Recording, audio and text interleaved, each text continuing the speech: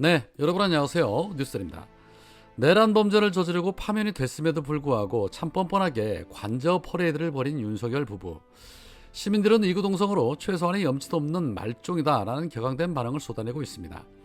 특히 6개월 동안 모습을 보이지 않고 약으로 버티며 깡말랐다고 전원이 전해졌던 이 김건희의 모습은 깡마르기는커녕 볼때기에 뭘 그렇게 집어넣었는지 살이 통통 올라 그동안 아주 잘 먹고 잘 쉬고 있었구나 짐작하기에 충분했습니다. 특히 법원이 윤석열에게 지하주차장으로 출입할 수 있도록 특혜까지 부여를 하며 허가를 해줬는데 국민들의 눈과 언론사의 카메라가 무서워 지하로 들어가려던 놈이 나라 다 망쳐놓고 관저에서 퇴거할 때는 마치 개선장군 행세하는 이중적인 태도에 우리 시민들은 더욱더 분노를 하고 있었는데, 더 황당한 것은 연출인지 아닌지는 알 수 없으나 한 입주민이 너무 가슴 아파요 라고 말하자 다 이기고 돌아온 거니까 걱정하지 마세요, 어차피 뭐 5년을 하나 3년 하나 어쩌고 저쩌고 이렇게 말했다고 하는 거 아닙니까?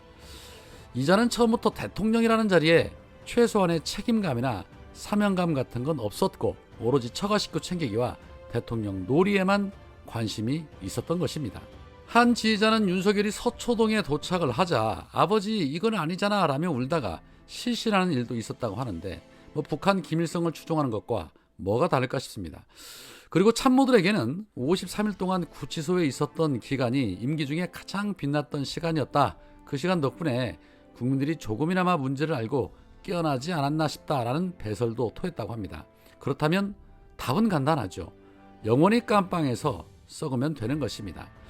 윤석열의 이 같은 행동에 조기 대선을 앞두고 있는 국힘당은 이거 대선에 윤석열이 너무 적극적 역할을 하겠다고 시사한 거 아니냐라는 반응과 함께 지금이 이럴 때냐라는 반응도 있었다고 하는데, 어차피 말아먹은 국힘당 이번 기회에 완전히 다 말아먹겠다는 그런 심산인가 봅니다.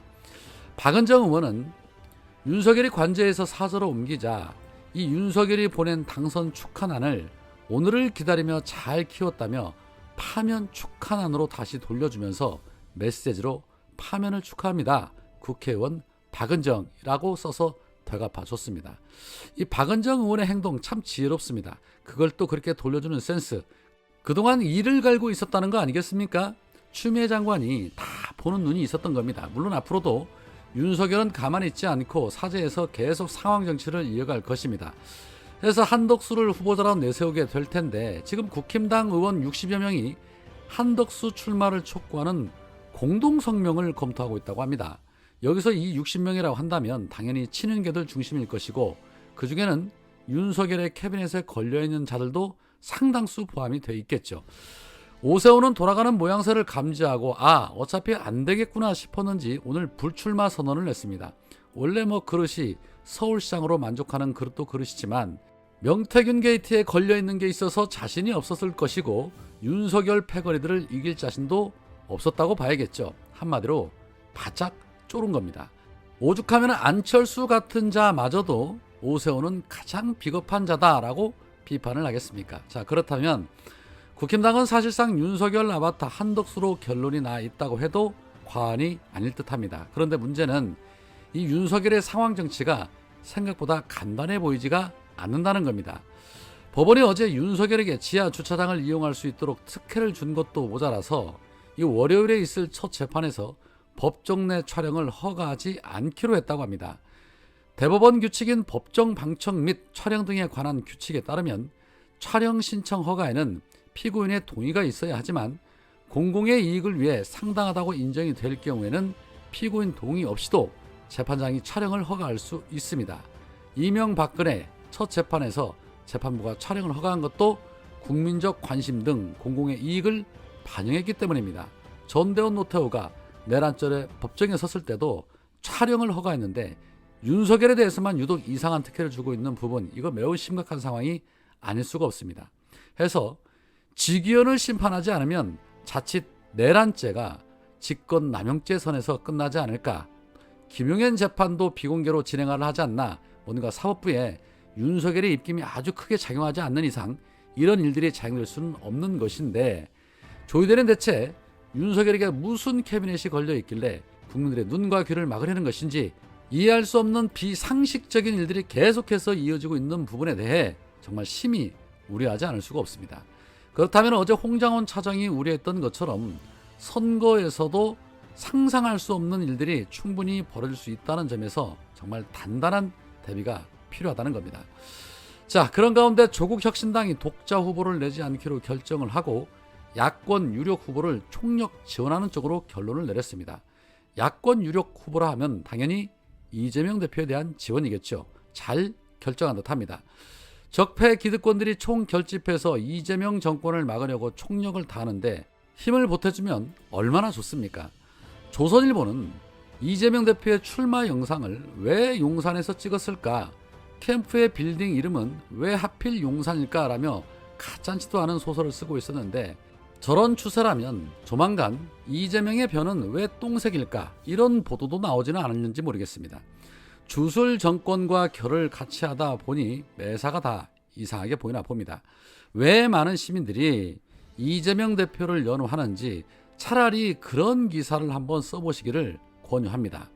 정치인은 국민의 권력을 위임받기 위해서 경쟁하기 때문에 당연히 헌법과 법률에 따라야 하는 겁니다. 그런데 윤석열은 헌법과 법률을 무시하고 위반하면서까지 군대와 사정기관을 앞세워 무력으로 정치적 경쟁자인 이재명 대표를 제거하려다가 결국에는 파면당했습니다. 스포츠로 말하자면 부정행위를 해서 몰수패를 당한 겁니다. 그러면 스포츠계에서 영원히 추방되는 것이 맞고 당연히 처벌을 받아야 합니다. 그런데 마치 개선 장군인 것 마냥 승리해서 돌아왔다라고 말하는 뇌를 가진 인간이라면 이거는 스포츠계뿐만 아니라 이 사회에서 영원히 격리시키는 것이 합당한 것입니다. 그런 질서가 있는 것이 바로 법치주의고 민주주의이기 때문입니다. 조기 대선 이제 50여일 정도 남았습니다.